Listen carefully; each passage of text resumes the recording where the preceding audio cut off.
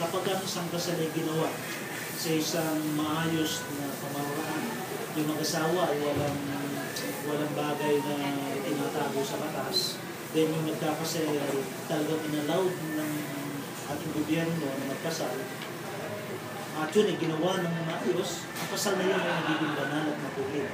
Hindi dahil sa, hindi lamang kapag nagiging banal kapag nasa church, ang kasal ay nagiging banal kapag ginawa ng tama.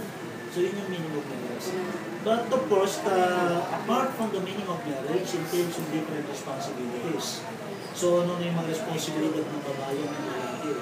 Unahin natin ang responsibility ng babae. Okay, Rega, ha? Unahin natin. Maliwanag ang sinasabi ni Saint Paul ganito. Ang babae daw ay dapat nagpapasako sa kanyang asawa. Ang tanong, bakit? Merong dalawang reason behind ang first responsibility. Una kasi ito'y command. When we say command, walang pagtatalo o walang debate about that. O ang kailangan lang gawin ng minuto sa is to obey. Sabi sa sundalo, obey first before you complain. But when it comes to marriage, obey and never complain.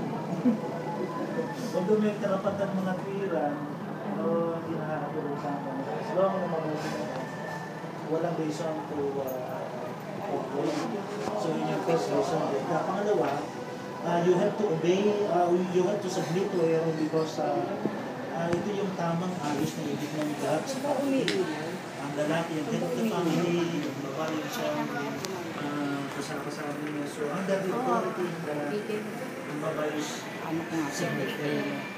So, gusto ko lang liwanagin.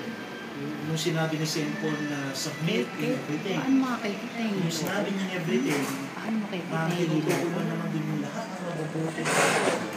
Kailangan magpasama. But when it comes to tama, sila ron.